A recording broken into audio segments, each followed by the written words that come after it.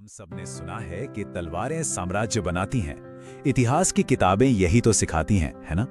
पर क्या हो अगर कोई कहे कि भारत के सबसे महान योद्धाओं में से एक ने अपना साम्राज्य तलवार से नहीं बल्कि एक किसान के हल से बनाया था।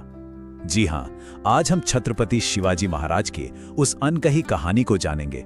ये कहानी है एक आर्थिक क्रांति की, एक ऐसी क्रांति जिसने सिर्फ जमीन नहीं बल्कि लोगों के दिल जीते।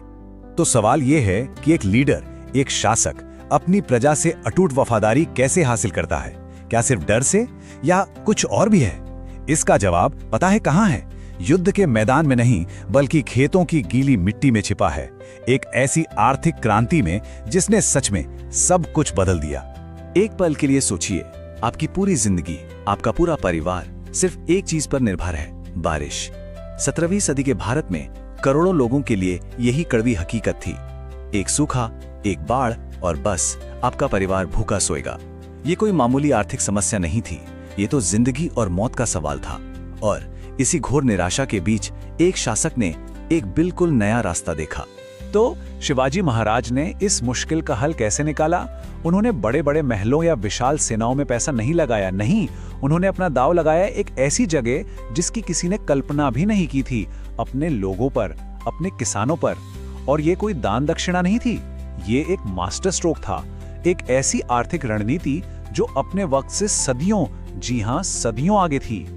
चलिए इस जबरदस्त सिस्टम को जरा समझते हैं। सोचिए, आप एक किसान हैं, आपको बीज चाहिए, सरकार आपको लोन देगी। आपको मवेशी खरीदने हैं, सरकार आपकी मदद करेगी। और सबसे कमाल की बात जानते हैं क्या है? आपको ये सब चुकाने के लिए पूरे 2 साल का वक्त मिलेगा। सोचिए, ये सिस्टम किसानों को कर्ज के जाल से निकालकर उन्हें आत्मनिर्भर बना रहा था। और यहाँ ये योजना सचमुच क्रांतिकारी हो जाती है। देखिए, शिवाजी महाराज ने 2 तरह के खर्चों में फर्क किया। बीज या अनाज जैसे छोटे रोजमर्रा के खर्चों के लिए एक साधारण सा लोन था, लेकिन बैल, हल या दूसरे उपकरण जैसे बड़े निवेश, वो निवेश जो एक किसान की किस्मत हमेशा के लिए बदल सकते थे, उन पर दिया गया लोन पूरी तरह से ब्याज मुक्त था, 0 इंटरेस्ट। ये तो कुछ आज के स्टार्टअप फंडिंग मॉडल जैसा है, लेकिन सोचिए, ये 400 साल पहले किसानों के लिए था। एक बात बिल्कुल साफ कर लेते हैं, ये आज की तरह वोट के लिए बांटी जाने वाली रेवड़ियां नहीं थी, बिल्कुल नहीं। ये एक टारगेटेड इन्वेस्टमेंट था। शिवाजी महाराज के लोग गांव-गांव जाते थे, पता लगाते थे कि असल में किसे और किस चीज की जरूरत है। मदद सीधे उन हाथों में पहुंचती थी जिन्हें इसकी सबसे ज्यादा जरूरत थी। लेकिन एक सवाल तो उठता है, जब भी सरकार पैसा देती है तो भ्रष्टाचार यानी करप्शन का खतरा तो हमेशा ही रहता है। तो फिर शिवाजी महाराज ने ये कैसे पक्का किया कि पैसा सही जगह इस्तेमाल हो रहा है, किसी की जेब में नहीं जा रहा? जवाब था सीधी जवाबदेही, डायरेक्ट अकाउंटेबिलिटी। शिवाजी महाराज के अफसर एयर कंडीशन दफ्तरों में बैठकर फैसले नहीं लेते थे। अरे वो तो किसानों के साथ खेतों में पसीना बहाते थे। वो खुद ये पक्का करते थे कि हर एक पैसा बीज खरीदने या हल बनवाने में ही लग रहा है। भ्रष्टाचार की कोई गुंजाइश ही नहीं छोड़ी गई थी। किसानों को अपने पैरों पर खड़ा करना ये तो सिर्फ आधी लड़ाई थी, असली चुनौती तो थी उन्हें वहां बनाए रखना। और इसके लिए शिवाजी महाराज ने एक और मास्टर स्ट्रोक खेला, एक ऐसी टैक्स प्रणाली जो जालिम नहीं बल्कि रहमदिल थी। और ये सिस्टम कमाल का स्मार्ट था। ऐसे समझिए, मान लीजिए इस साल बम्पर फसल हुई, बाजार में अनाज भर गया और कीमतें गिर गईं। कोई बात नहीं, आप सरकार को टैक्स के तौर पर अनाज ही दे दीजिए। अब मान लीजिए अगले साल सूखा पड़ गया, फसल कम हुई और कीमतें आसमान छूने लगी, तब भी कोई बात नहीं, अब आप अपना अनाज बेचकर नकद में टैक्स चुका सकते हैं। ये एक तरह का सुरक्षा कवच था जिसने किसानों को बाजार के उतार चढ़ाव से बचा लिया। और इस एक शानदार पॉलिसी के नतीजे देखिए, किसानों को सुरक्षा मिली, पूरे राज्य में महंगाई काबू में रही, और सबसे जरूरी बात, सरकारी गोदाम हमेशा भरे रहते थे। मतलब चाहे जंग हो या अकाल, लोग भूखे नहीं मरेंगे। और फिर आया सबसे बड़ा धमाका। शिवाजी महाराज ने सदियों से चली आ रही एक व्यवस्था को जड़ से उखाड़ फेंका। उन्होंने सभी बिचौलियों को, जमींदारों को, देशमुखों को, उन सबको खत्म कर दिया जो किसानों का खून चूसते थे।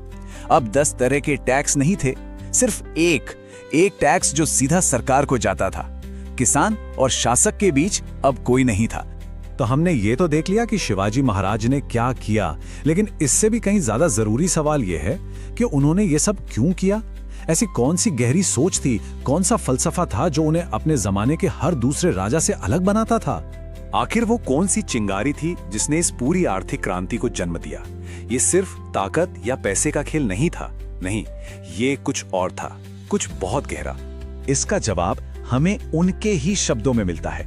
अपने एक अफसर को लिखे खत में उन्होंने कहा था, लोगों पर होने वाला थोड़ा सा भी अन्याय मुझे नाराज कर देगा, बस यही कुंजी है। उनकी नीतियां सिर्फ ठंडा सूखा अर्थशास्त्र नहीं थी, वो न्याय पर, नैतिकता पर और अपनी प्रजा के लिए गहरी हमदर्दी पर बनी थी। तो इस महान आर्थिक प्रयोग का, इस हमदर्दी और दूरदर्शिता का आखिरी नतीजा क्या निकला? इसका फायदा क्या हुआ? अब कहानी का चक्र पूरा होता है। नतीजे इतिहास बदलने वाले थे।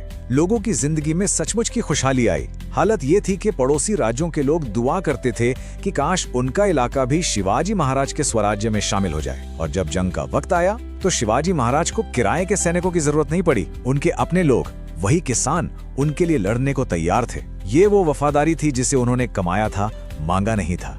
और ये कहानी हमें आज के लिए एक बहुत बड़े सवाल पर लाकर छोड़ देती है।